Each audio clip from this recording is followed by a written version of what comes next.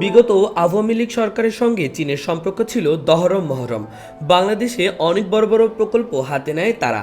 চীনের কারিগরি সহায়তায় রয়েছে পদ্মা সেতু, এলিভেটেড এক্সপ্রেসওয়ে, কর্ণফুলী টানেল সহ অনেক গুরুত্বপূর্ণ স্থাপনা। বিভিন্ন প্রকল্পে চীনের কাছ থেকে মোটা অঙ্কের ঋণ সহায়তা নিয়েছে বাংলাদেশ। এর মধ্যে পতন ঘটেছে শেখ হাসিনা সরকারের। ঢাকার সঙ্গে বেইজিংয়ের উষ্ণ সম্পর্ক আগের মতো নেই বললেই চলে। তবে দুদেশের সম্পর্কটা পুনরুজ্জীবিত করার বার্তা এসেছে উভয় পক্ষ থেকে। জাতিসংঘের সাধারণ অধিবেশনের ফাঁকেই বাংলাদেশ সরকারের প্রধান উপদেষ্টা ডক্টর মোহাম্মদ ইউনূসের সঙ্গে সাক্ষাৎ করেছেন চীনের পররাষ্ট্রমন্ত্রী ওয়াং ই।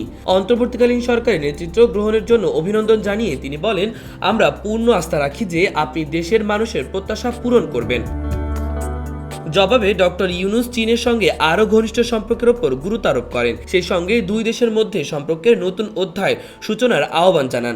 দুই দেশের ব্যবসায়িক প্রতিষ্ঠানের মধ্যে প্রযুক্তিগত সহযোগিতা বৃদ্ধির আহ্বান জানান প্রধান উপদেষ্টা। তিনি বলেন, আমরা চীনা কোম্পানিগুলোর সঙ্গে সহযোগিতা করতে চাই।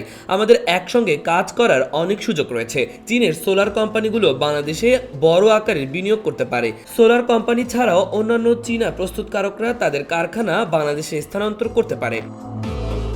এর আগেও গত মাসে ঢাকায় চীনের রাষ্ট্রদূত প্রধান উপদেষ্টার সঙ্গে সৌজন্য সাক্ষাৎ করতে এলে তিনি চীনের সোলার প্যানেলের প্রস্তুতকারকদের বাংলাদেশে বিনিয়োগের আহ্বান জানান। এই বিষয়ে চীনের পররাষ্ট্রমন্ত্রী জানিয়েছেন, অধ্যাপক ইউনূসের আহ্বানে সাড়া দিয়ে চীন সোলার প্যানেল প্রস্তুতকারকরা বাংলাদেশে কারখানা স্থাপনে আগ্রহী। সরকার বিষয়টি অত্যন্ত গুরুত্ব সহকারে দেখছে। জুলাই আগস্টের গণ অভ্যুত্থানের সময় গুরুতর আহত ছাত্র জনতাকে চিকিৎসা দিতে চীনের রেড ক্রস চিকিৎসকদের একটি টিম ঢাকায় পাঠায় দেশটি। বিষয়টি প্রধান উপদেষ্টাকে অবহিত করেন চীনের পররাষ্ট্রমন্ত্রী। এ সময় তিনি জানান, বাংলাদেশ থেকে আরও বেশি সংখ্যক শিক্ষার্থীকে স্বাগত জানাতে প্রস্তুত তার দেশ। ডক্টর মোহাম্মদ ইউনূসের সঙ্গে চীনের পররাষ্ট্রমন্ত্রীর বৈঠক নিয়ে সাংবাদিকদের সঙ্গে কথা বলেছেন প্রধান উপদেষ্টার প্রেস সচিব শফিকুল আলমও। তিনি বলেন, চীনের পররাষ্ট্রমন্ত্রী জানিয়েছেন, অধ্যাপক ইউনূসের আহ্বানে সাড়া দিয়ে চীনা সোলার প্যানেল প্রস্তুতকারকরা বাংলাদেশে কারখানা স্থাপনে আগ্রহী। চীনা সরকার বিষয়টি অত্যন্ত গুরুত্ব সহকারে দেখছে। মাহবুবুর রহমান ইমন, খবর সংযোগ।